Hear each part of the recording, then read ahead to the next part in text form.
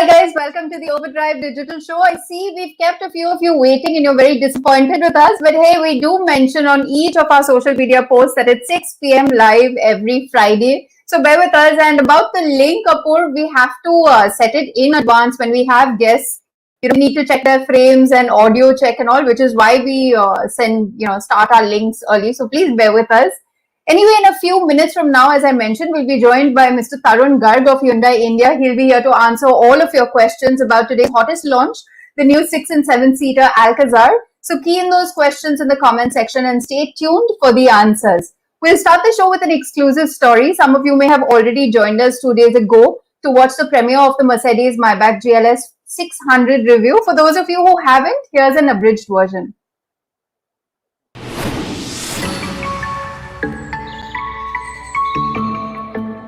Mercedes-Benz is known to make some of the best luxury sedans in the business, and that shows in how their saloons continue to outsell every other luxury car in the Indian market. Now that is a big feat, but at the same time, I think the timing is great to say that the sky is the limit for luxury SUVs, because you see, in the upper tiers of the SUV spectrum, the luxury brands have found a way of affixing their esteemed emblems on high-riding automobiles. And the latest to join that fancy fair is the Mercedes-Maybach GLS 600. And at least for the Indian audience, it is not just another pricier variant of the standard car. And that is because most of the newish technology that left us baffled on the new GLS but never came to India is standard on the Maybach GLS. I've often seen customers walk into a luxury car dealership and buying the car of their choice in a heartbeat, but in the color and specification that is available with the dealer. With the Maybach GLS, however, you don't want to make an impulsive buy that might make you feel shortchanged later. This is the kind of car that you don't pick from an inventory. It's the kind of car that you personalize to suit your taste. There's an elevated joy in choosing the paints, the materials, the finish. Think of it as something as therapeutic as customizing your abode. But also remember, only your guests can see the kind of choices or the kind of customizations that you've made inside your home. But with a car of this order, the whole world sees what your taste is. It's a rolling advertisement of your wealth and celebrity status. The Maybach GLS wears a 3-pointed star on the hood like the old times. And despite its position, this car ensures a high degree of pedestrian safety. It has the same wheelbase as the standard GLS, but the two-tone paint and the vertically slatted grille makes the Maybach appear a size larger. In fact, it is 31mm wider on paper. Some might classify all the chrome and shine to be bling, but on the road, it fits well with the aura of the Maybach GLS. These multi-beam LEDs are adaptive, of course, which means they will auto-level, they'll also illuminate a corner or road shoulders as per your steering angle. And that's not all, because these are the adaptive type, they'll also adapt the illumination to either highlight all the hurdles in the road for you or reduce the glare for the oncoming traffic. And they also work exceptionally well on our B roads and highways. Adding further function and form to the Maybach's poise are the beautiful wheel choices. And while the Maybach hubcap will rotate with the wheel, if you know you know, these massive wheels contribute to making the Maybach 15mm taller than the standard GLS. The insides hold very limited resemblance to the standard GLS, like the two screens and the squarish vents. Like the exterior, even the cabin is draped in different colors and material choices. The feeling of stepping into this cabin is quite overwhelming. Now, because this is not a 3-row SUV like the standard GLS, you get 93mm more space here in the second row. And as you would expect, you also get all the opulence that you would want from this badge. The seats can give first-class airline seating a run for its money. Sure, it can't lay flat for you to nap, but offers extremely comfortable seating and support for all your hind muscles. And what more could you ask for? There's every possible setting that you would like. You have two screens for all your entertainment. You have these pillows for additional luxury. You have these head pillows as well. And in terms of the seating, all the adjustments that you expect are right here, from the reach to the 43-degree recline to even setting the intensity of the bolstering. You can customize all of that. The seats are complemented further by individual trays for work or snacks, and the latter is complemented even further with a refrigerator for the Dom Perignons, their shovels and the chateaux, and holders for shiny champagne flutes. An elevated cradle wirelessly charges your phone, and another embedded cradle holds the Samsung tablet that works as a remote control for the windows, sunroof, blinds, media, and the 64-color ambient lighting. The Burmester audio not only sounds fabulous, but it also helps towards negating the road and the powertrain noises that could creep inside the cabin, and that makes for a quieter cabin experience. So luxury is completely taken care of. As for the seats, the rear seats as well as the front get a heating, cooling as well as a massaging function. So no matter which seat you're seated in, there is enough luxury in each and every corner of this car. The familiar two-screen setup from the GLS runs a similar MBUX OS and NTG6 telematics too, but there are some additional features embedded deep within the menus. Like the car wash mode, for example, which when enabled will automatically raise the vehicle, fold the mirrors, turn off the parking sensors, the rain sensors, so the headlamps won't go on, the wipers won't go on. It will also automatically roll up all windows, shut the sunroof, so that the water doesn't enter the car. If you want to beat the convention and don't mind scratching the expensive paint, the Maybach GLS can very well venture off the beaten path even with its fancy shoes. Between them and the chassis is the state-of-the-art suspension, which is controlled by the quick 48-volt electrical system. Called the Electronic Active Body Control, or the EABC, this function can not only adjust the damping and the compression at different corners of the car, it can also raise one particular wheel if the need be to get over a hurdle.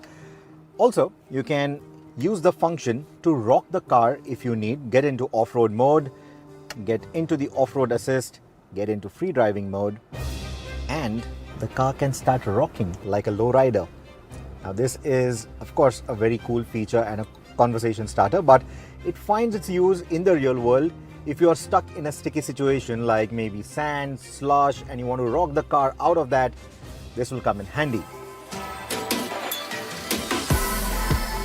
In the real world, the progress of this suspension translates to an exceptionally cushy ride. Using the front-facing camera and radars, the big Maybach can detect most of the speed humps as well. Mercedes-Benz doesn't make motorcycles, but they have mastered the art of making some of their cars lean into corners to counter roll. The Maybach GLS with the EABC is the latest example of that feature. The motivation for this car comes from a 4-liter V8 made by AMG, and honestly, I've never heard an engine that has come out of a Falterbach and is this silent. Now this engine will feather out about 560 PS of power and 730 Newton meters of torque, and I say feather out because it never wants to overwhelm the occupants of this cabin.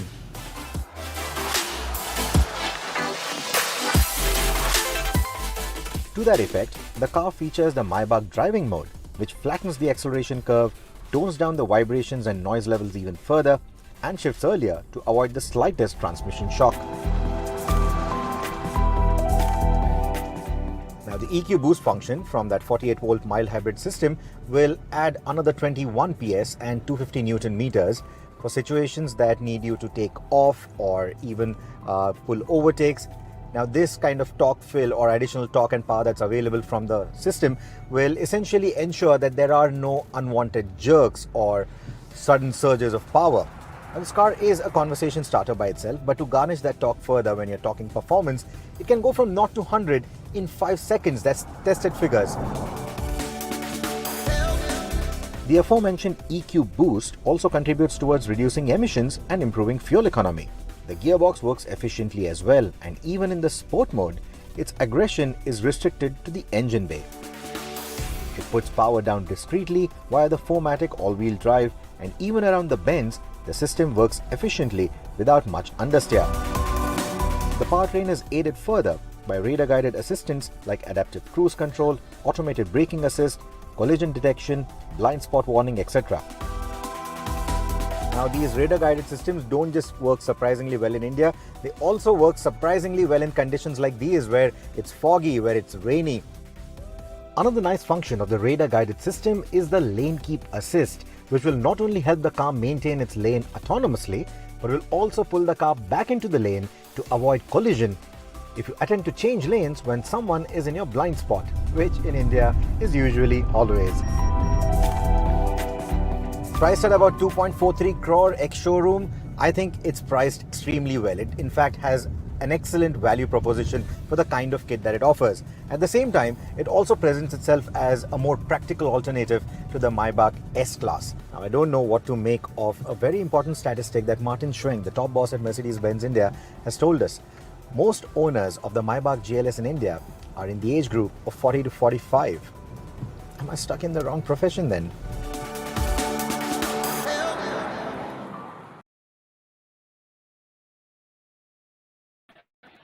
Well, I hope you enjoyed that video. As I mentioned, this is just a shorter version of the longer review. You can check the longer story out on our YouTube channel. Just 50 units of the Maybach GLS were allocated for India this year.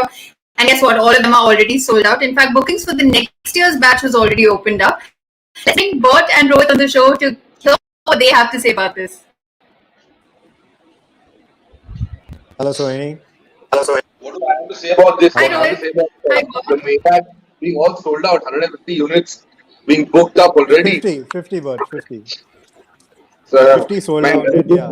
that is ridiculous. That is ridiculous. I think in the earlier one, somewhere they mentioned about 150 units. I guess that's where the confusion is. But yeah, someone said 50 units. But whatever it is, whatever number of units it is, having them all sold out at 2.2 CR, it's just ridiculous. I mean, not that the car is exorbitantly priced. I guess, I mean, when you consider the GLS is almost up to about 1 crore of rupees for the standard version. When you add that Maybach badge, it only elevates it to a whole new level, that comfort, luxury. Rohit, you're the lucky dog who got to see all of this and enjoy this. And I haven't actually sat in that car. But Mercedes-Benz just promised me that they're going to send the car to Bombay just so that I can sample it at least for a day and just see what that opulence is all about. Get a sense of what the GLS Maybach represents. So yeah, I'm looking forward to that. But yeah, I envy you right now. Bert, you definitely need to spend some time with that car. I can vouch for it. And we have experienced luxury SUVs before, but Mercedes-Benz and Maybach adding their own touch to the entire genre. It does take it to a different level because it's not just about the materials; they are also bringing all the technology that we really love with the GLS. And the 2.43 price tag, I was speaking to Mercedes-Benz and some of the dealers. So the 2.43 crore rupee price tag, very frankly, is only to lure the customers to the showrooms. When you start picking it up, it can go all the way up to 4.1 crore. So, that's the level of options available. That's the level of customization that's available. So from 2.43, it can go all the way to 4.1 crore. That's huge. I mean, I'm intrigued to see, what kind of customization. Customization is such a how would I say it? It's such an interesting ball game, because I remember once when I'd gone to Rolls-Royce's factory in England, and I'd gone visit them, and they had talked about customization programs, and it ranges from the absolutely ostentatious to the absolutely ridiculous. Okay, just to cite an example, and so that all of you guys watching out there know what we're talking about. And I'm not mentioned these things, in public spaces earlier, but there was one particular Rolls-Royce Phantom where the owner, the customer, some Middle Eastern princess wanted to kind of customize it for her, and she wanted the veneer on the interiors of a particular color, and or was it the body color? I don't remember exactly, but on the two, veneers or the exterior body color, and she wanted it to match the color of her nail polish, right? And it was some really expensive, exotic nail polish that she wasn't willing to part with. She just wouldn't give it to the head of sales at Rolls-Royce, because that person comes individually himself. The head of sales goes to that person and sells the Rolls-Royce Phantom. I mean, that kind of a family. So what she did instead was painted his nails with that color. And he flew from the Middle East all the way back to UK with his nails painted that same shade of color. And they matched the color in the factory and then painted the car with that same color, exact same color. So you hear of some fascinating stories like this. There was another customer who apparently came with a suitcase full of diamonds and wanted them embedded in the dashboard panel of the Rolls-Royce Phantom. So that kind of just raise the price of the car to a whole new level. I mean, you take about a 6 crore or 7 crore Phantom and then you add a whole set of diamonds onto it. I can't imagine the amount of money. But here's the interesting part. The last few weeks, or the last couple of months for that matter, we've seen a number of launches in the luxury premium space. And in Mercedes-Benz's case, for instance, whether it was the S-Class or whether it was the GLS, Maybach right now, the minute they launched the car, they also announced that the first lot has already been sold out. Can you imagine just what kind of a situation is that? I mean, we're in a world where there are people, yes, who are struggling today, but there is another set of people, and we need equally both of these ends of society that we need in today. Is that those people out there have already bought up the S-Class or the Maybach, and there's a waiting list. There's a queue of people lined up to buy the next lot, and probably the third lot and the fourth lot, and so on and so forth. It's just amazing to see the kind of demand some of these cars have.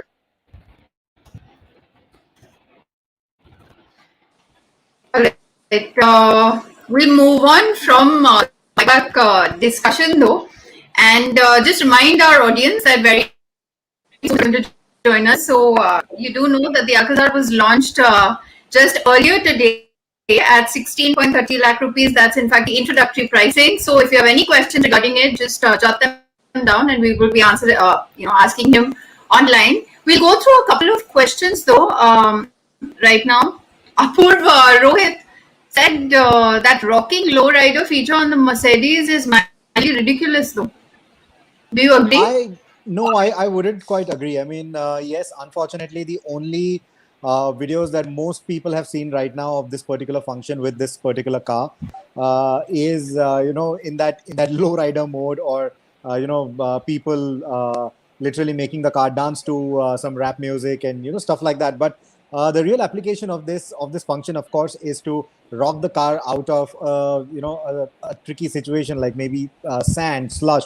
And we have tried this function on the GLS, the regular GLS, not the India spec one, of course. But when we sampled the car for the first time at Utah in the US, we did rather Mercedes-Benz organized for one.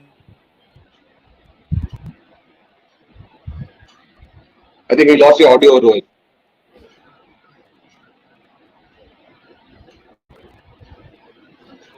Rohit, we lost your audio, but I just said people, of course, it's not just the GLS, I think the GLE also, the hip hop edition.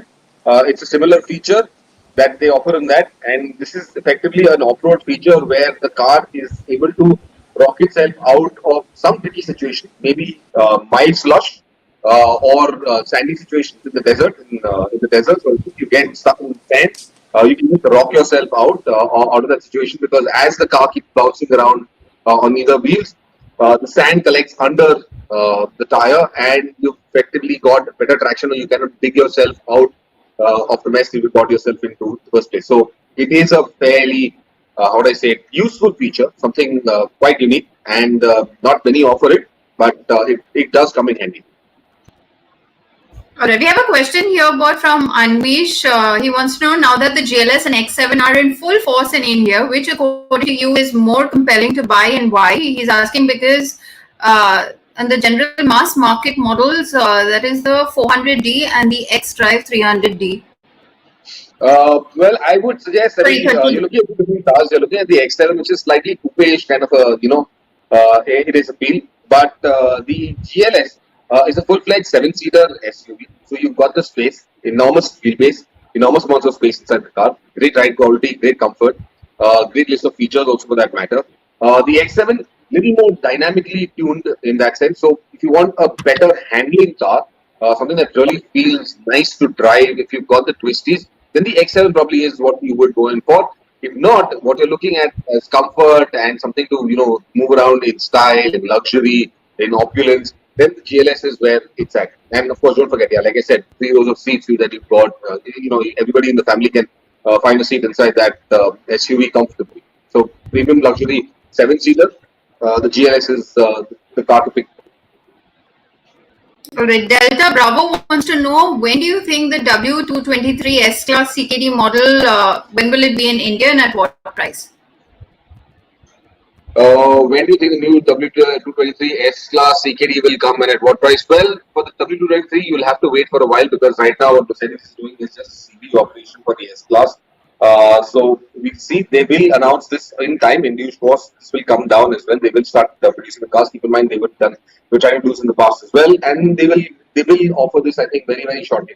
Give or take about I would say about 6 months before all of this can happen. Keep in mind right now a lot of production a lot of how would I say it? A lot of these allotment, the cars that come in to India from European manufacturers, especially, are all delayed simply because of that semiconductor shortage. And why nobody's really talking about it? It is a severe shortage. It is affecting industry plans. It is affecting industry the product rollouts. So this is one of the reasons, I guess, why they would be kind of deferring all of this to a later stage in time when they have enough of kits to come down to India. All right, we have a question here from Lazy Wanderer. The XUV 500 is on its way out. Can you see the question on the screen? And it will soon be replaced by the 700, and prices will go up too. Quite convenient for the Alcazar, I feel, though they aren't in the same segment. Well, they're kind of in the same segment. Not that they aren't in the same segment. They will somewhat find themselves competing against each other. Pricing for that, of course, also will be similar, I guess, to the Alcazar, which honestly, I mean, we'll come down to the pricing bit while we'll be talking to Tarun Garg about it, because definitely some of the questions are being asked about the pricing for the Alcazar. But they will go head to head. They will be competing for similar mind space, for similar set of customers for that matter, except that the XUV 700 when it comes out maybe a little bit differently styled. We don't entirely know what it will look like in the flesh, but seeing from their past experiences, I believe that they will be somewhat the dynamic flair that you will see in their products. Also, keep in mind, Ghosh Pratap has gone to head their design center in UK.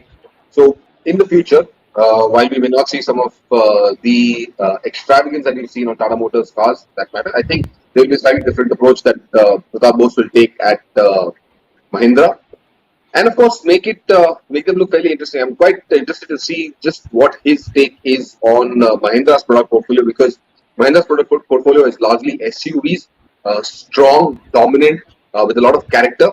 And let's hope he can carry that forward for Mahindra as well, and not kind of soften it and give it the more stylized, elegant look that he did with Tata Motors in their cars. All right, but we'll take one last question before we go into the interview. Rupik wants to know, what do you suggest, or what's your point of view when it comes to buying a Skoda Superb? Do you guys think of any other car, or someone should just go ahead and buy it? What's your take on its ground clearance? Well, I think if you're worried about ground clearance, you shouldn't look at any sedan. Certainly not look at any premium or luxury sedan. What you ideally want is a crossover. Maybe wait for the Kodiaq to come out. It will come out very soon with the 2-liter TSI, or get yourself the Tiguan All Space, or maybe wait for the new Tiguan to come out. So the 5-seater to come out. But if you're looking at a sedan space, you don't really have to worry about the ground clearance, because yes, on our road conditions, all sedans at some point of time are going to scrape their underbelly, and that's the same case for the Superb as well. Now, if you were to purely look at the Superb, there's literally nothing around it that offers you that kind of space, that kind of imposing design. It's a one of a kind in that sense. The only other car that you can look at is the more sensible buy that everyone seems to be talking about, which is the Camry. It's got a hybrid powertrain. That's the only other sensible buy that you can look at. And when I use the word sensible again and again, that's because it's a little bit more practical. It is a hybrid powertrain after all. It doesn't look maybe as outlandish as some would have thought, but at the same time, it's not as sober as what we've known of Toyotas. So if that appeals to you, that's the only other option. There is no Passat at the moment. So this Superb, if you want that German engineering, if you want that European sedan, the European feel, this is your only option at the moment in this particular space. All right, as we take a break. Very quickly, I think a question that's come up on Facebook as well. Yeah. And this is from Ankit Nema, who asked us, how do you see the EV infrastructure developing in India? As of now, only 3 options are available. Ankit, I'm not entirely sure what you mean by the three options available, but the way it goes is a lot of independent players will come into this space as well. There are already several more than just the three who are offering charging options for now. And this will expand. There will be more and more players who will come into this. Of course, three larger players who will, of course, provide the power and provide the electricity will be the two or three who are there dominantly. But otherwise, it will be several other players who are coming into this space. In fact, we've just received, for instance, a home charging unit from ABB, and thanks to Audi, who've been very gracious, who've been very kind to send us a charger to set up so that all future EVs that are coming into the market. I mean, we've now got a dedicated place where we can charge these cars and test them and evaluate them. So, big thank you to Audi for that.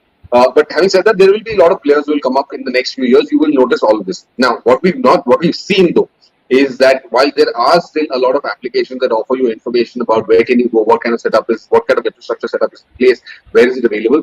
The big challenge also here is that a lot of these places now, last week, for instance, we were supposed to get the iPace. I was supposed to do the story on that, but unfortunately I didn't, and I had to let Simran do that simply because I had nothing in terms of charging infrastructure within a radius of about 10 kilometers of my house here in Bombay. So that sort of kind of offsets or rather really upsets me because if I have an EV today and EVs are being sold in the market, I don't expect to only be able to charge it at home. What happens if I'm out somewhere and and I do need charge? Where do I go? It is difficult, it is challenging at this point in time. Now, will this state of affairs improve over time? It will. I think in the next 2 to 3 years, you will see a lot more action in this space simply because there are a lot more manufacturers coming out with EVs as well. Both in the luxury space and in the more affordable spaces, you will see a lot. There's Maruti who's coming in with something, there is Toyota who tends to come out with something, there is Mercedes-Benz, and there is who's already got a product. There's Audi who's coming up with the e-tron, Jaguar has just introduced the iPace, so on and so forth. There are lots of other players who are coming into this space and introducing EVs. It's not just the cars for that matter, it's also the two-wheelers. There are far more two-wheelers and choices available. Ather is expanding its footprint across the country. Revolt is expanding its footprint across the country. Okinawa is already there. There are so many of these guys who are already present in the EV space. So yes, infrastructure will start developing and faster as the years go by. So I think within the next 2 years, we should definitely see a lot more action in the infrastructure space. But fingers crossed, I don't, at this point of time, I cannot say, or rather, I'm not very confident about what that state of infrastructure will be like. All right, but we have Mr. Tarun Garg who's ready to join us on the show. So, Rohit and I will take your leave. On to your word.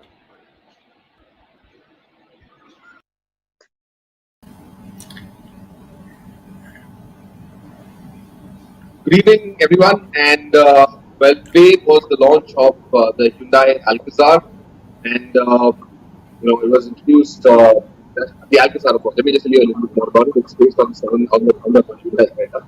It's a three-row configuration SUV, and to do that, Hyundai extended the wheelbase of the Creta, and of course, gave it a lot of changes for that matter, in the chassis, retuned the suspension, reworked a little bit on the engine, and then added in a host of features.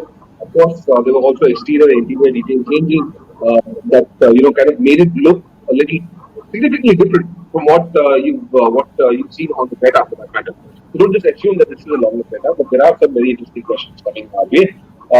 Again, Hyundai introduced this starting off. The prices started off at 16.3 for the Prestige version, a 7-seater version, which means you've got a rear bench, a middle bench, and 2 individual captain seats at the front. There is also a 6-seater version with just 2 seats on the front, 2 seats individual captain seats in the middle row, and 2 individual seats which look like a bench on the third row.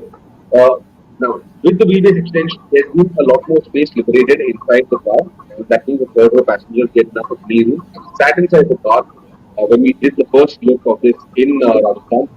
And it was quite impressive. Quite happy with the way the space is. Not just that, I'm happy with the way features have been placed and provided for the third row passengers. So I think larger families will appreciate it.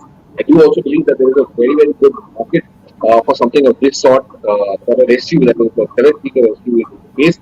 But here to talk to us today, we've got Tarun Garg, who I'm not sure if he's got him online. Oh, yeah, there he is. Hi, Tarun. Hi, good evening. Good evening, sir. Good evening. And congratulations, one more product from Hyundai in 2021, and a fairly exciting one at that as well. Yeah, we're very excited. We are entering a new segment, so kind of thing. We want to really create this segment and bring back the excitement in the Indian auto market post the COVID too specifically. No, absolutely. I think it's essential at this point in time to get newer products, to get to enthuse the consumers out there.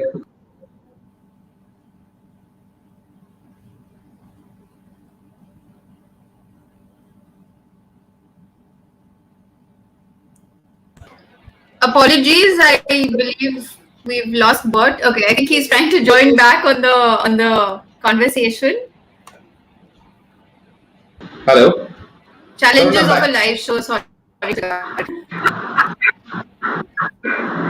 Tarun. Back here. I'm so sorry about that. Network issues, of course. So let me get down to the questions that we had for you, of course, and essentially the pricing. There's a lot of comment coming up, and I've seen this on social media as well. And of course, I was also one of those to kind of gasp. I wouldn't say gasp, but to be a little surprised at seeing the pricing for the Alcazar, which seemed to be a little premium to us. Have we lost Tarun or have we got him? No, very much here. Okay, perfect. I'm sorry, I can't see your screen, but yeah. So Tarun, what was the idea behind pricing this at a premium space, or rather slightly above the Creta? Were you trying to make room for more products under this? What exactly is the strategy with this price? But so this is interesting, and I like to explain the trim strategy that we have followed for the Alcazar. So as you know, based on market research, we could very clearly see that this Alcazar, this segment of customer, is really not wanting to compromise on anything. So normally when you launch a product, you have a basic trim, a no frill kind of a trim. But we didn't think that this customer really deserved that kind of a product. So basically, when you see the Alcazar, we have a three trim strategy: the Prestige, the Platinum, and the Signature. And all the trims have some features like Blue Link. The Yeah. sunroof, the panoramic voice-enabled sunroof is there in every variant. Similarly, the LED headlamps is there in every variant. Of course, the safety features like ESC, vehicle stability management, hill assist control is there. Then the 10.25-inch infotainment system that is across the three trims. So what we're trying to do is basically this customer, we know that he's not going to compromise, and that is why there is no so-called base trim. And we are starting with the Prestige trim, which is actually very good enough, for so many customers. And just to share with you, I think this strategy seems to have worked, because out of the 4,000 odd bookings that we have received, it's a 33 kind of a mix between Prestige, Platinum, and Signature, which very clearly shows that customers have really appreciated this kind of a strategy. Because normally when you have a base trim, you have maybe 5% or 7% of the demand coming in. But no, here 33. So I think it's really working well, because this is clearly a product in the premium segment, and you have to take the customer expectations in mind when you are introducing the trims. So what was the thought process? I mean, of course you saw the demand. I'm sure for a seven-seater SUV. But what is the actual market? Could you just explain to us what the market dynamics are with the seven-seater SUV space? Because there aren't too many players in this space right now. What exactly is happening over here? So yes, you're right. This is a space, and this is what I frankly love about it, because we have the whole field to ourselves. We have to actually create the market. And if you see the history, of the Indian auto, since the time Hyundai came in, whether it was the Santro with the tall boy, whether it was the i20 with a premium hatch, whether it was the Creta with a mid-size SUV, we have always believed in really creating segments. And this is what we believe, that Alcazar, the time is right, because the customer is actually evolving. And we could see from our market research that there are many customers who are really looking to travel together, either with their families or with their friends. And they are really looking for versatility in the car. They are looking for, sometimes 6 members or 7 members traveling. And each member traveling should have a comfort. I think that is very important. And that is what we have tried to do. If you see the product, when you see the 6-seater, we have a wireless charger for the captain seats. We have a tray, where you can keep your iPad and or a tablet and really do your work. We have an exclusive AC for the third row as well. So what I'm trying to say is, we have really tried to make sure that the product is comfortable for all the occupants of the car, and and that is what is the great thing about it. The second aspect is this strategy of petrol and diesel, and that also seems to have worked. The bookings are 55% for diesel and 45% for petrol. So very clearly, two segments are emerging. Some customers who really want a good fuel efficiency, and Alcazar provides them with a 20.4 kilometers fuel efficiency, which is extremely good. And they're looking for a higher torque, higher initial torque. So they're going for diesel. Then there's a 2-liter new petrol engine, which really gives them, that kind of a petrol excitement. So to manage that. So I think, again, the fuel strategy seems to have worked. Similarly, 6-seater and 7-seater, 60% for 6-seater, 40% for 7-seater, 50% for automatic, 50% for manual. So what I'm trying to say is that every variant, every trim, every fuel type seems to really bring in volumes rather than just there for the heck of it. I think that is the key about Alcazar trim and pricing strategy. Right. So Tarun, given Hyundai's history also, you at no point in time have you had as diverse a range of SUVs as you do presently in the market, starting off from the Venue, going up to the Creta, now the Alcatraz, Alcazar, sorry, and going further ahead. Will you also be adding the next generation Tucson, the next generation Santa Fe, the next generation or the new Palisade? You've seen some very exciting SUVs coming up from Hyundai in global markets as well. And there is a lot of interest about some of these products coming down to India. I do understand the fact that numbers aren't really encouraging, and they haven't been very encouraging in the past for some of these SUVs because they're competing against German brands or European brands for that matter. So it's a very, very tough decision. But do you believe that Hyundai can further move up market as well and get some of these more premium SUVs into the market also?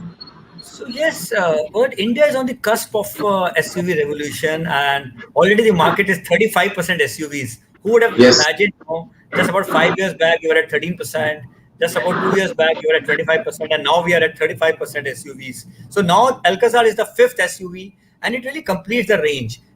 Like you said, Venue, the Creta, now the Alcazar. Of course, we have the Tucson, and of course the Kona Electric as well. So I think the range is complete. At the same time, we have a very strong parent in Hyundai Motor Company, and we fully understand and appreciate that there are so many products to really choose from. So we continue to do our market research, and you would have seen that last 2 years have seen almost 11-12 products coming from the Hyundai Motor India stable. So rest assured, we are always on the lookout for any opportunity that comes, and as and when we feel yes, the market is right, there's a demand, and we are right to have the product at the right price, why not? We will definitely be looking at all kinds of products to be launched in the Indian market.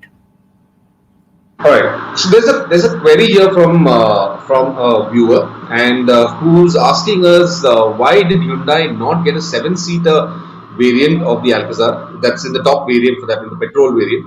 Why is there only a 6-seater option in here? Look, now there are so many variants and there are so many combinations. Frankly speaking, this is a big challenge, how to manage the variants. Sometimes I get a feedback that Hyundai has too many variants to confuse the customer.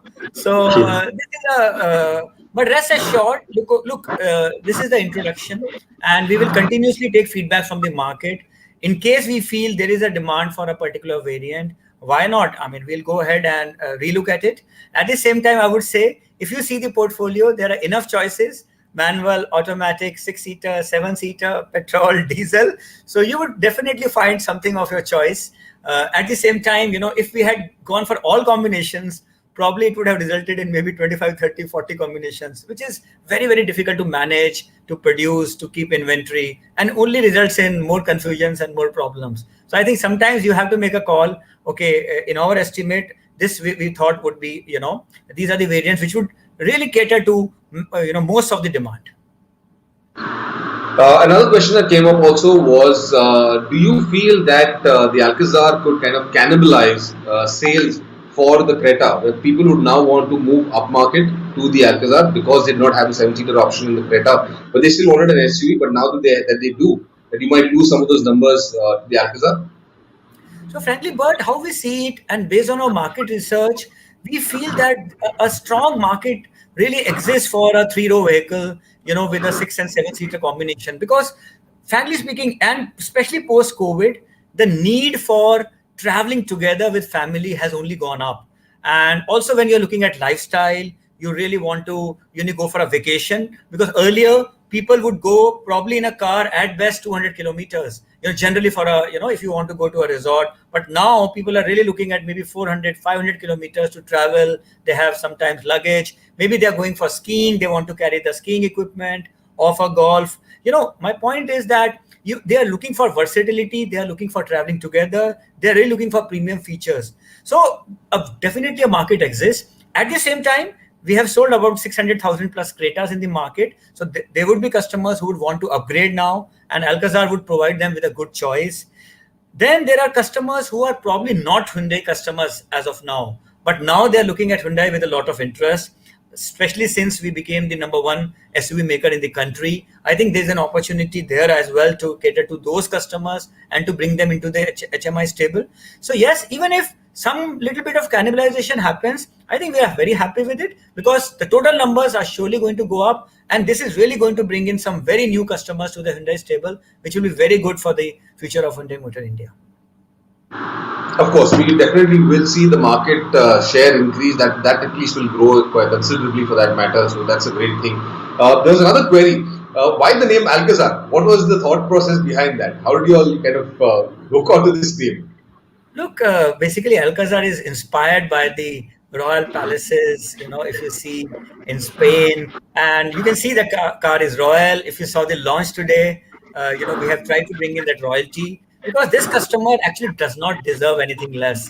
We right from the name to the product to the features, we have tried to bring in that kind of royalty into everything, and we have received some very, very good response from the customers. They really like this kind of a name, and when they saw the launch, frankly, the kind of feedback we are receiving is, yes, actually the product, the name, the launch, the pricing, the features, everything is in sync.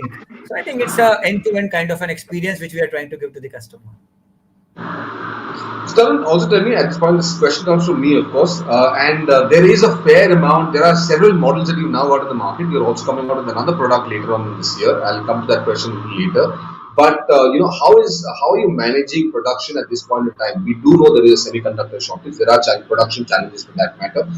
Pandemic also came in, and with the lockdowns, there were other challenges that took place in Hyundai also. How are you managing production? Do you foresee any delays, or are you well equipped to manage all of that and ensure customers get their deliveries on time? So, but semiconductor, of course, is a global issue. It is not limited to Hyundai or India. So we are also a part of the same ecosystem. At the same time, I would say, I think we have really got some very good support, not only from our headquarters, but from our procurement team as well. Also, the demand is also slowly coming back. If you see the demand in June, probably it will be 75% of the normal market. Maybe July, August, we can really come closer to 100%. So as demand is going up, the production also keeps on going up, and I think we should be able to really manage the demand quite well.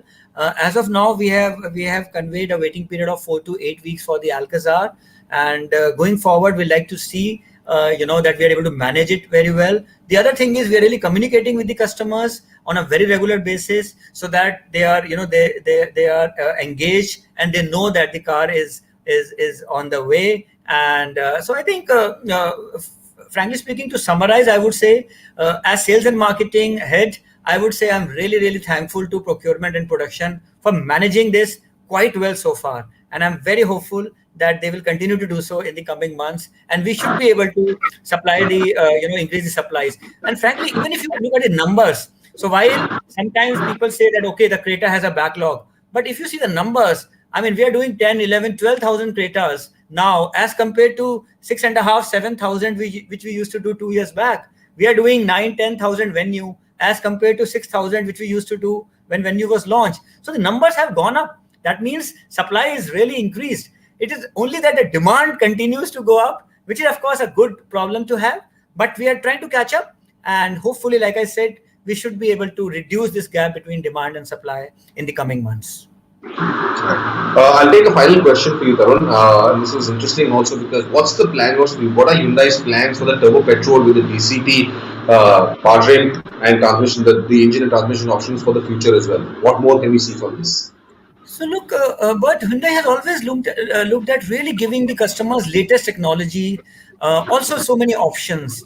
I mean, across our products, and I think whether you see the fuel type, transmissions, we have 5 different types of automatics, the petrol, diesel, turbo, CNG, electric. I think we want to be really giving that option to any mobility, a customer in the country. And I think this strategy seems to have worked. India is a very big country with a low car penetration, and different states behaving in a different way. Like there are states like Punjab, Andhra, Telangana, Madhya Pradesh, Uttar Pradesh, where diesel seems to do very well.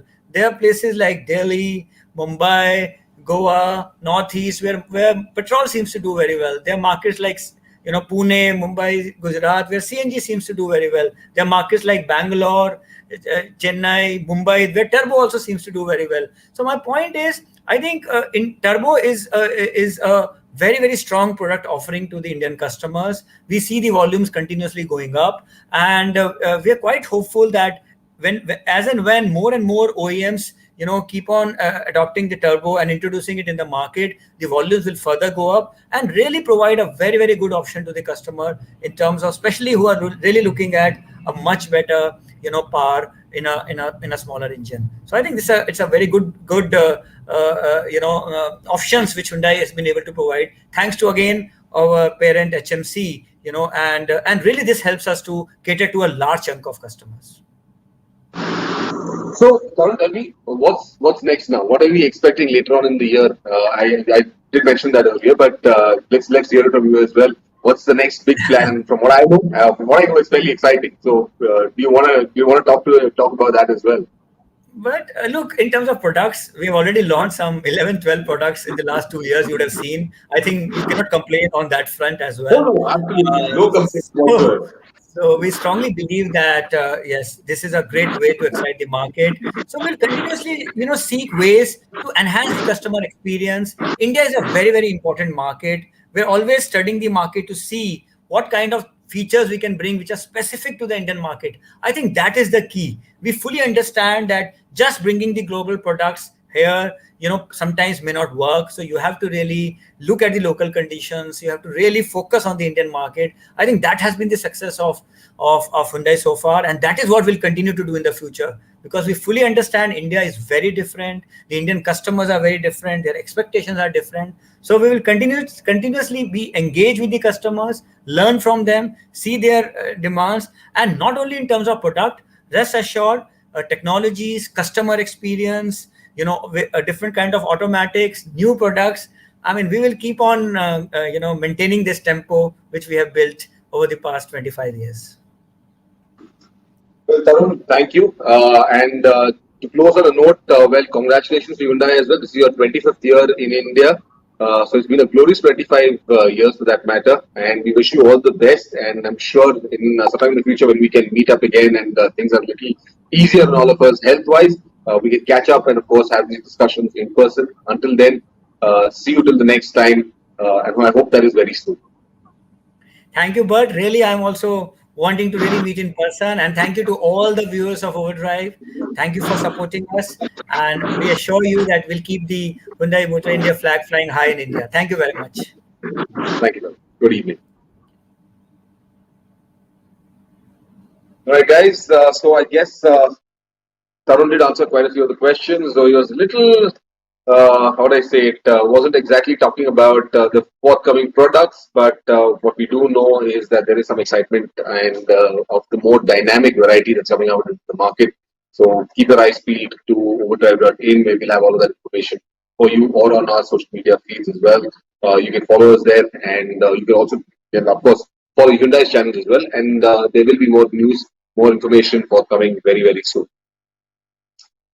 All right, and to get back to the show, I don't see Sohini right now. There she is. And I don't see Rohit either, but there he is. We're back. We're back. All right, lots of questions coming in. Lots of questions. Sohini, we can't hear you. You're on mute. No?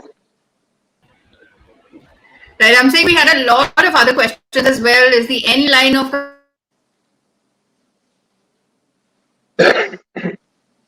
Well, again, I've lost audio. Sorry, but I've lost audio. Sorry, guys, but today network's absolutely sketchy. I've been having this problem the whole day. And apologies again if there are issues right now. Rohit's audio keeps cutting off. Sony's cuts off. My screen, of course, freezes. My feed freezes for some reason or the other. Lots of technical glitches. As we go into the Faraday future, the Teslas of the world, we seem to have more and more issues.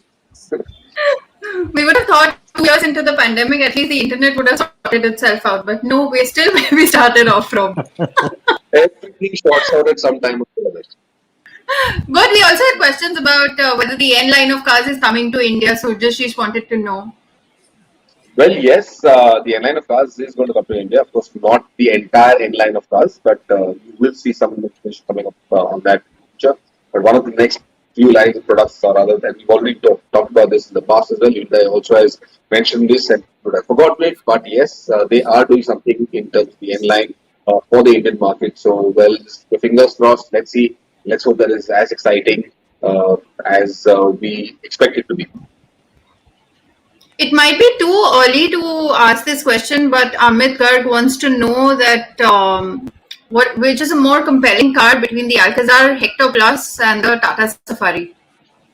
Amit, this is a little too early to be honest for this because we haven't tested the Alcazar as yet. We will be driving it very, very shortly. And that is just following week. Of course, there's an embargo on that story, so we can't give you that opinion later on. But we are driving the Alcazar shortly. We will have a better opinion about it once we've driven that car and understood everything there is about it. But having said that, let me also say that these are three of the best options, or the only option that you have where 7-seat SUVs are concerned. I'm not going to give an opinion at this point in time. I think I should just reserve it when I drive the Alcazar and probably do a comparison test between all these three to identify which of these is the best. We also have a question from Arun. He says, do you think this is the right time to launch this product? He's talking about the Alcazar. You think this is the right time to launch this product? Absolutely. There's never a good time to launch. There's never a good time like the present to launch a 7-seater SUV. So yes, it is a good time. Don't be concerned. Yes, the pandemic is on. People still have concerns, but people also require vehicles at this point in time. People are in Bombay. I come from Bombay, and here, people are scared to use public transport at this point in time and prefer using their own vehicles. And if you're going to be making such a large purchase, you might as well do something. And a lot of families in India, culturally living with as extended families with our parents or with larger families, more than 4 members in that family. So yes, it's necessary to have for a lot of people to have a 7-seater SUV or a MPV. And while MPVs aren't the rage right now, the interest in that is diminishing. There definitely is an interest growing in 7-seater SUVs. So this is what the Alcazar will fulfill, and I do believe that there will be takers on this. We'll know shortly just how many actually. Now, Tarun Garg says they've got some 3,000 odd bookings for the Alcazar, which is quite interesting to know that it's in that short period they generated that amount of interest. But let's see how this goes ahead in the future. 3,000 is still not a great number. There are now better numbers in the past with some of their other products. So let's see just what kind of build-up this SUV has in the near future.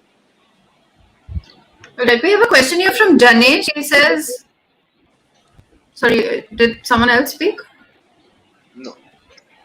Okay, here's a question from Janesh. With 90% of the usage in the city, which automatic compact SUV is better, the Sonnet, the XUV 300 or the Tata Nexon? Do you want to take this? We lost you? To such an extent, he doesn't want to take it. He has disappeared, but...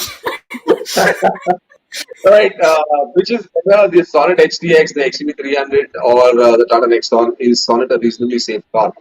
They're all reasonably safe cars, let me tell you this. If they were all to go for, a lot of global NCAP reports are reports that a manufacturer has to invest in and decide whether he wants to get that rating or not. That's not to belittle the fact whether any of the products that haven't received a global NCAP rating aren't safe. All these are perfectly safe. They all offer you similar levels of safety features. They all offer you airbags, ABS, ESP in certain cases as well. They've all got structural, crash structures that will deform, absorb energy, and dissipate it without actually affecting the occupants. Yes, global NCAP's results, we don't know what they are, and until and unless Kia decides to go in for that, I mean, global NCAP is free to also pick up a car from the market and, of course, test that and give us the results of what that variant or whatever variant test is like. But largely, most of these cars fall more or less in the same bracket where safety is concerned. And which automatic mini SUV is better to answer that? I think the Sonnet is one of the better ones in this, probably the best amongst this range when the XUV and the Tata Nexon is concerned. You can head down to overdrive.in and look for the mega SUV comparison that we did 2 years, that we were only able to do 2 years ago, that's 2019, before the lockdowns locked us out of a lot of these comparison tests. But we've got a mega SUV test, and you'll know where the Sonnet stands vis-a-vis some of the other SUVs in the segment. But having said that, I think it's time for us to now do another mega SUV entry level, a compact SUV kind of comparison shootout feature. And we will look at that. We're just waiting for a few of the restrictions to lift off entirely, and when it is a little safe for us to travel out. The last time we did, of course, we just saw chaos around the country because there's just 2 people out, and we're expecting a third wave right now. So I'm not entirely sure how and where we're going to go and do this story, but we will figure out something very, very soon.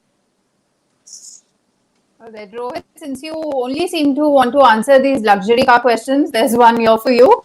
Please don't disappear. Richard wants to know, considering the Mercedes-AMG GLS is pretty souped up, is the Maybach GLS really worth the additional 30%? The GLS AMG 63 is already very expensive. Well, it's all down to luxury. It's all down to what you want to, really advertise. And when we are talking luxury, when we are talking premium, you really can't think about practicality all that much. And this is, in a way, a practical question that, if the GLS is so well spec, do I need a Maybach? Because it's not about the need, after a certain point. It's all about what you want. And this is where, luxury cars like the Maybach are going to keep pushing the envelope to keep teasing you with, the options, with what is possible, and to make you spend that kind of money to, in a way, advertise your wealth. Just like what I said in my review, that the Maybach is not just a vehicle, it's also a rolling advertisement of your wealth and celebrity status. And, looking at the number of GLSs out on the road, the Maybach certainly is a lot more exclusive. And if you want that kind of exclusivity, well, you have to stretch and get yourself that kind of a vehicle. Now, the GLS 63 or any AMG for that matter, we are talking about a completely different ball game. There, you're not really talking about what material has gone onto the seats, or how the stitching is, or what are the color of the seat belts. These are just, these are just the peripherals. With the AMG, you're essentially talking about performance. You're talking about the engine. Of course, the Maybach also has an AMG engine in it. It's an AMG-made V8 at the end of the day, but it's not, what AMG stands for. It has been tuned to put out power in the way that is right for Maybach. But when you're talking about AMG, it's a completely different ball game. You're talking about lap times there. You're talking about handling characteristics. You're talking about the whole emotional feel of how the engine, how the powertrain, how the chassis makes you feel, right? So that's completely different. But I think the bottom line is, yes, it's all down to what the vehicle makes you feel, whether you're buying a Maybach or an AMG or the pure GLS.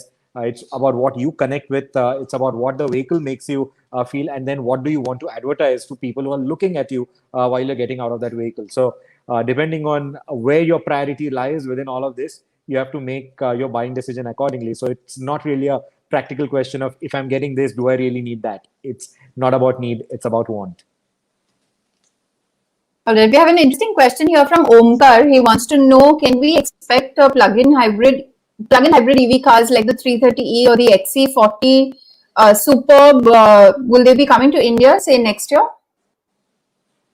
Well, Omkar, very difficult to say. Interesting question, very difficult to say. But the way it is right now, this point is skewed down the middle, because there are certain manufacturers who have now introduced hybrids as well, and there are certain manufacturers who are more proactive towards electric vehicles are now also saying that the hybrids probably make a little more sense, and they're also investing in this. There are also some manufacturers who now gone beyond hybrids and looking at hydrogen as a viable option for that matter. I mean, BMW, for instance, has just said that they will be doing something by next year with the hydrogen fuel cell car.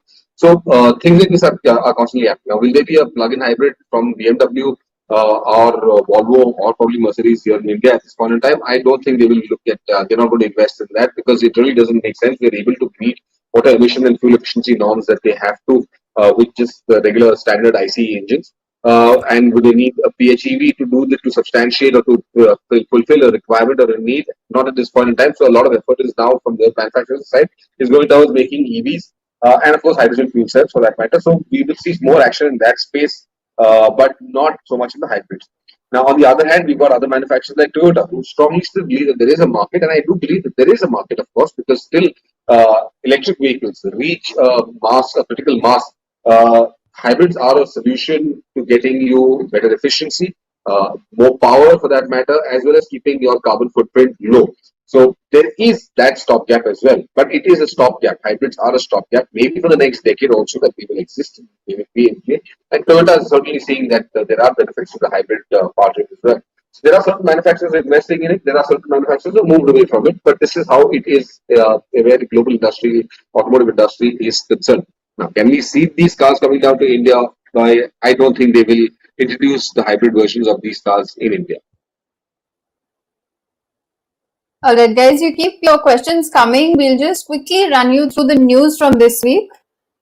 The newly updated Range Rover Velar has launched an new Ingenium diesel engine and two petrol powertrains, 79.87 lakh rupees. Visually, the SUV looks similar to the outgoing model, except for the updated alloy wheels and bronze inserts on the bumpers, fenders, and bonnet. There's a new steering wheel with capacitive controls and JLR's new and advanced PV Pro infotainment system. Coming to the new updated 2-liter Ingenium diesel engine, it dishes out 204 PS and 430 Newton meters of torque. The petrol and diesel variants are mated to an 8-speed automatic gearbox and standard all-wheel drive. Up next, the best car in the world has now come to India in its latest iteration. I'm talking about the Mercedes-Benz S-Class, and the 150 units allocated for India already sold out. Still, I'll go ahead and tell you the diesel S-Class is priced at 2.17 crore rupees and the petrol variant is priced at 2.19 crore rupees.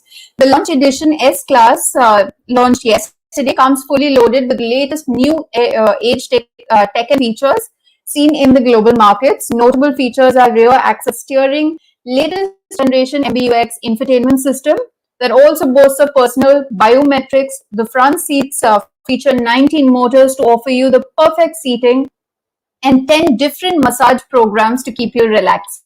The S-Class is also the world's first car to offer a frontal airbag for rear seat passengers and packs in many active and passive safety features to ensure an accident-free driving experience. Powering the all-new Mercedes-Benz S-Class is the split petrol and diesel engine options. CKD models are expected to go on sale soon and will be offered with only rear-wheel drive without rear axle steering. Over to you, Rohit. I believe you have another spy video for us this week. Yes, we do. So that is the Kushaq. The Kushaq, of course, is expected next week. June 28th is the launch date. It has been officially announced. And a little while back, we just posted a video on Overdrive about what its communication shade of honey orange looks like in the real world. So if you haven't seen it already, definitely do take a look. You have it on the screen here, and you can watch the full version on the overdrive.in website. Now, as we revealed on Overdrive earlier this week, there'll be 3 trim levels that will be available with the Kushaq. There's the Active, which is at the base. There's the mid-level Ambition, and then there's the range-topping Style variant. Now, the 1.5, the 150 PS 1.5 liter engine is only going to be available in the Style variant, is what we hear so far. Whereas the 1 liter will be available in all 3, that is the Active, Ambition, and the Style. Now, the Style is obviously going to get you some of the best features like the 6-speaker audio unit, the auto-dimming inside rear view mirror, keyless entry and go, ventilated front seats, ambient lighting, an electric sunroof, and that 10-inch infotainment screen. The lower-end variants, the Active and the Ambition, are expected to get a smaller screen, however.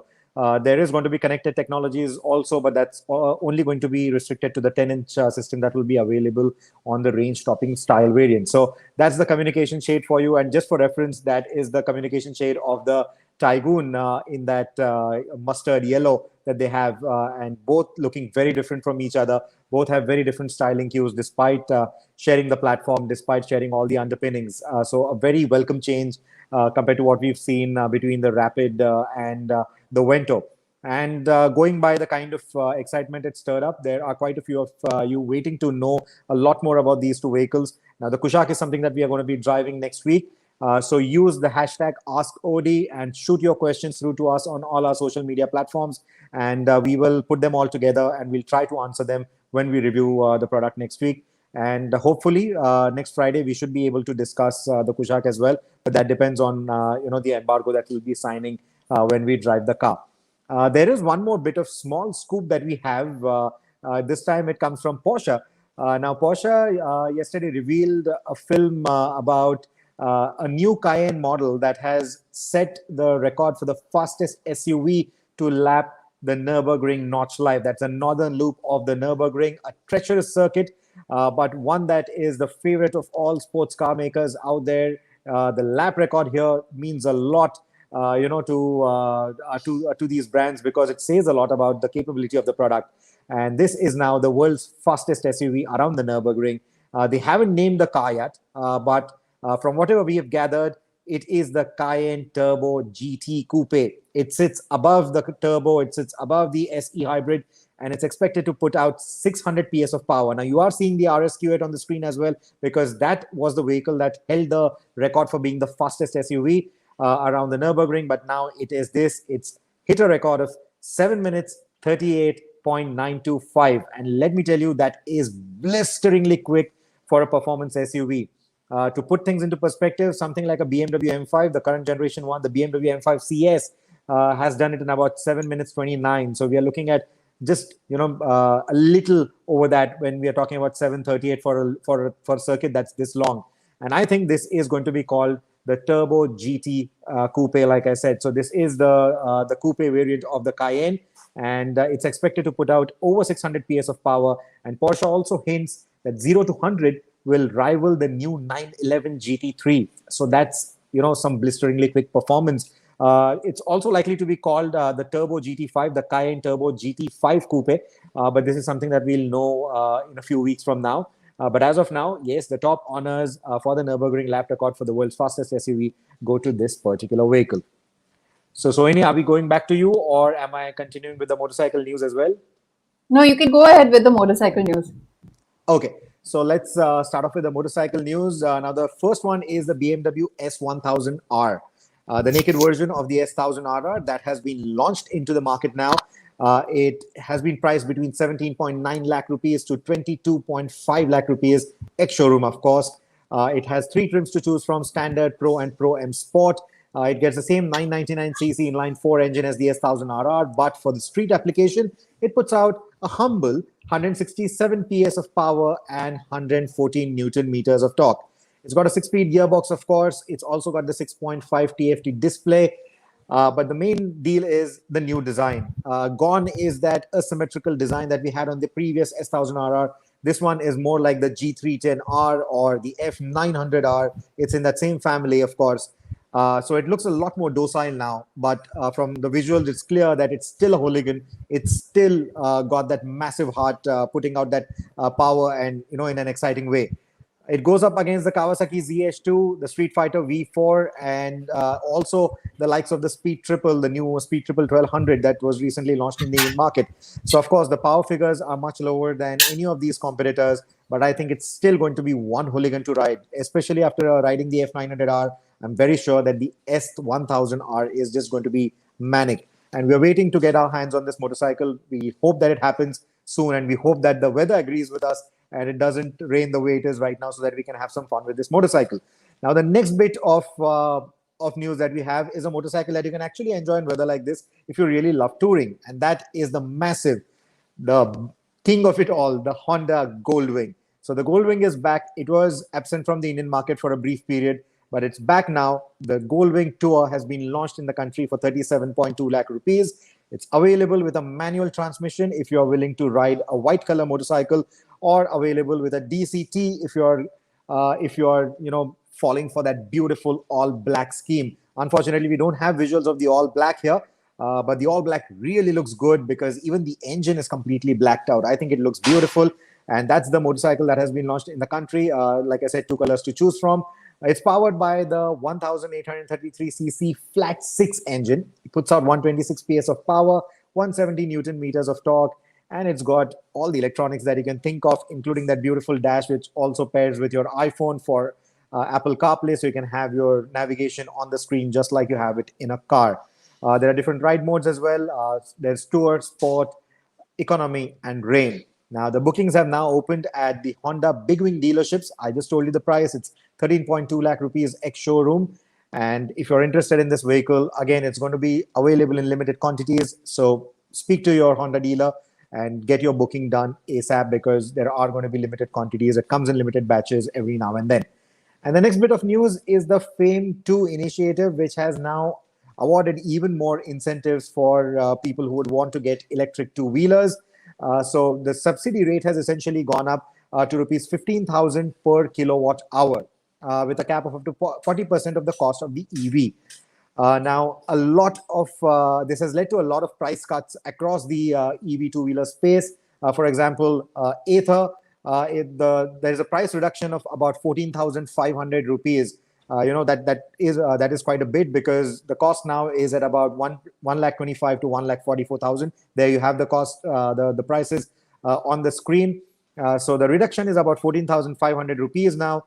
You also have reduction announced by Okinawa. Okinawa is giving you anywhere between 7,000 to 17,800 rupees, depending on the model you choose, whether it's the Rich Plus, which has the least savings, or the iPraise Plus, which is the top of the line, that gives you about 17,800 rupees worth of savings. So the cost has now come under a lakh if you want an Okinawa scooter.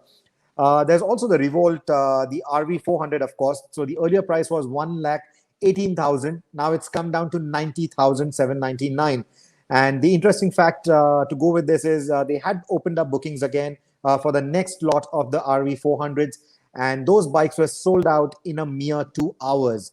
So that goes to say that people have been waiting to get themselves EV motorcycles as well. And Revolt right now is enjoying that space without much competition from anyone.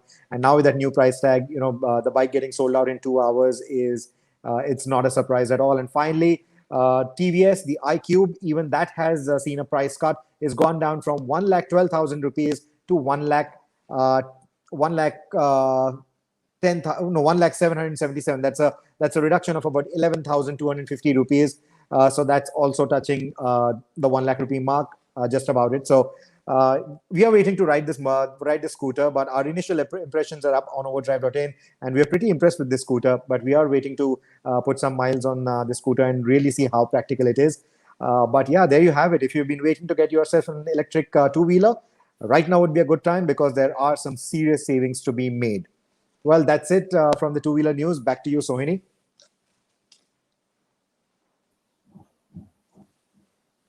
But is there anything you would like to add regarding the news that we went through? In fact, even the S-Class being sold out completely. Is there anything that you would like to add? You're on mute, Bert. Bert is speechless. Bert is speechless. I'm speechless, or is there a rant that you guys are looking out for? But I don't have one this week. I'm just exhausted this week. Absolutely exhausted. It's been a very busy week.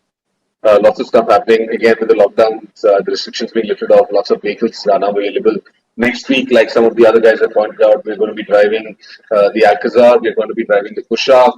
That's coming in. So again, it's going to be another busy week. But yeah, there's a lot to look forward to. There are lots of new products coming out of the market. We've also got the S-Class lined up sometime soon. So all of these will be coming out in rapid succession. And things are going to get back. We're going to get back into the groove of driving these new cars and getting all these reviews and comparisons.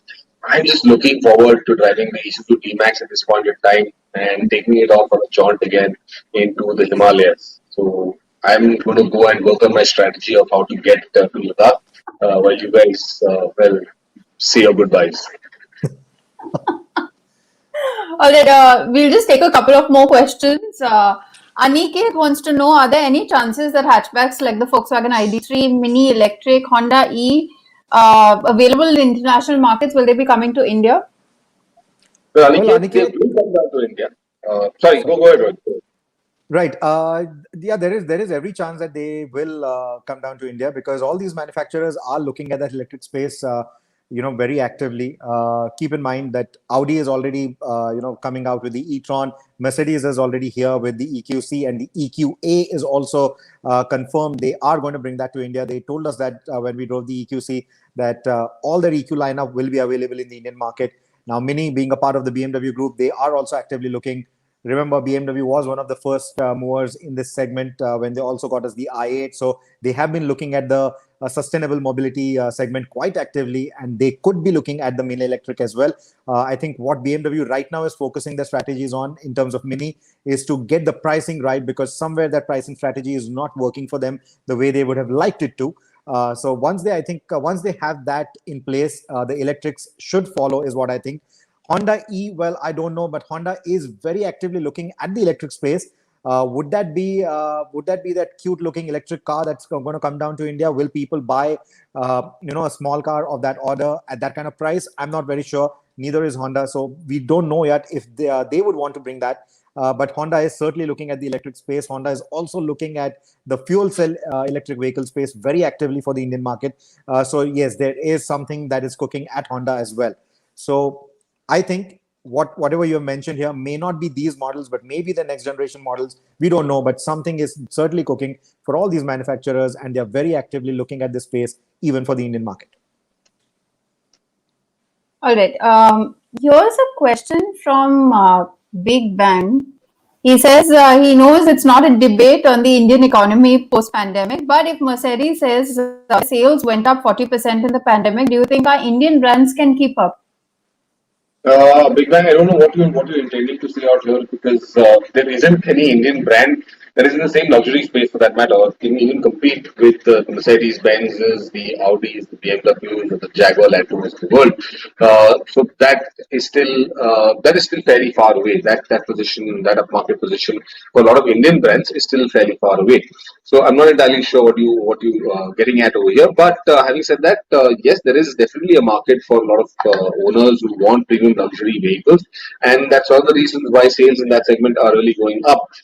Keep in mind, as we will also see numbers boosting up for mass market models as well. We just haven't reached that stage yet. Whereas in the luxury spaces, this boost you definitely see, because there is a demand, and the demand, while it is not huge numbers. I mean, keep in mind it's just 50 GLS Maybachs or 150 S classes. That's not as large a number as compared to what a Maruti will come out with, a next product, or Hyundai will come out with the next product. I mean, Alcazar, just take an example, 3,000 units already booked. So you see the relation, you see the difference over here. You will see that kind of growth coming in from Indian brands as well. You just have to wait for a little while longer, because this happens over a period of time. Also, the numbers will be used, the numbers will come back to what they used to be, and in the entire period, you will see some of these big, huge percentages being thrown up, but that will stabilize over a period of time, and then you will see, of course, probably the single-digit growth numbers coming in from various manufacturers in the mass market models.